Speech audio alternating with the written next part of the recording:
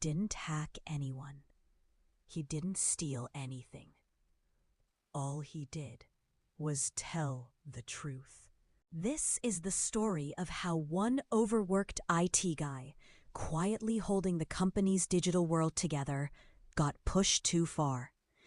And when he finally walked out, he didn't slam the door. He unlocked it and handed everyone else the key. Let's just say they should have paid him a few extra hours. Instead, they ended up writing checks to half the staff.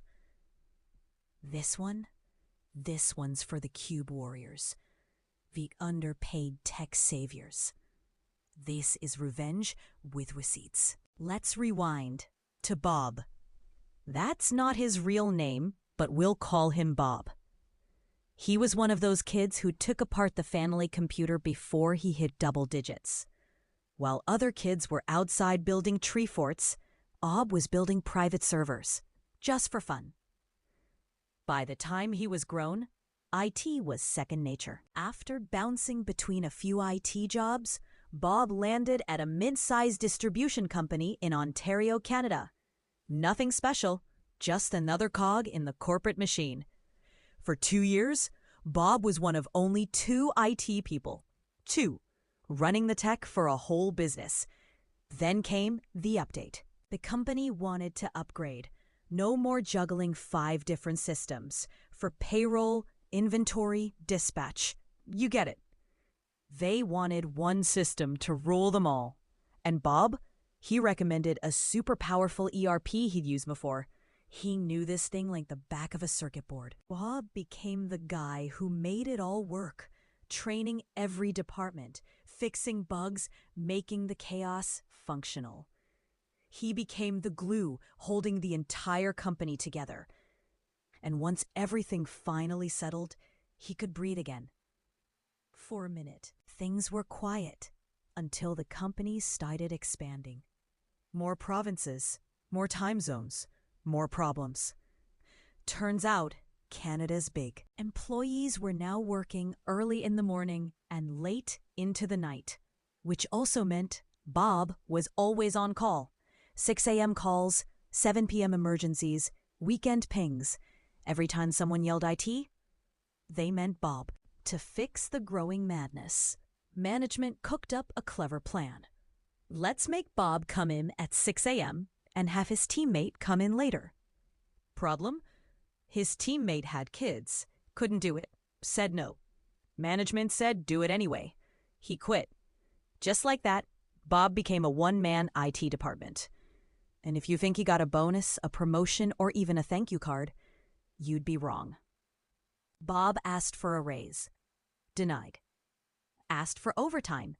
They threw Ontario Labor Code in his face. You're IT. You're exempt. And unfortunately, technically they were right. In Ontario, IT specialists, not legally entitled to OT. But Bob wasn't just checking cables anymore. He was running the back end of an entire business from 6 a.m. to 7 p.m. some days, holding off meltdowns, training new hires, fighting fires, without even getting lunch some days. And he wasn't the only one. That's when it hit him. If he was being overworked like this, so were they. What the company didn't realize, Bob had access to everything. Every sign-in, every logout, every minute worked, even the ones after hours. And guess what? Salaried workers in Ontario are entitled to overtime, unless they're classified as managers or supervisors. So Bob cooked up the cleanest, sharpest, most karmically perfect revenge anyone ever dreamed of. He ran a report, not just for himself, but for every single non-manager at the company using that ERP system, since the day it launched. Then, he emailed an employment lawyer, just to check. The lawyer? Ready and waiting. Bob lined up a new job. His last day came and went like any other. Hugs, cake, a card from HR.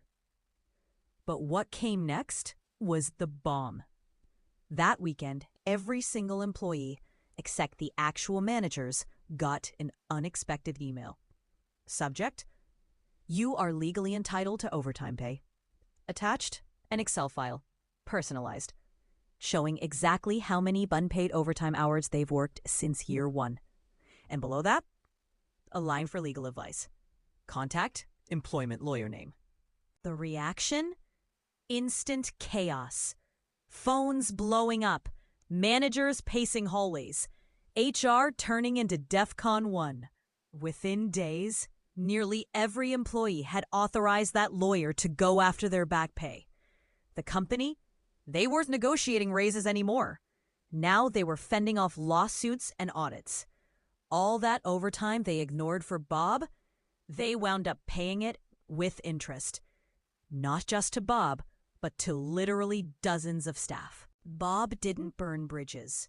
He didn't scream, sue, or sabotage. He just opened the books and let the truth speak. In a world where so many people are quietly used and overlooked, he reminded them of their worth. He stood up to a system that took more than it gave. And that system? It paid the price. All they had to do was pay him for his time. Instead, they paid everyone else. Don't underestimate the IT guy. Not because he can crash the system, but because he built it. If you've ever worked overtime without getting paid, or had a boss who thought you'd never fight back, hit that like button, subscribe for more work stories gone wild, and remember, sometimes the quiet ones, they're the most powerful people.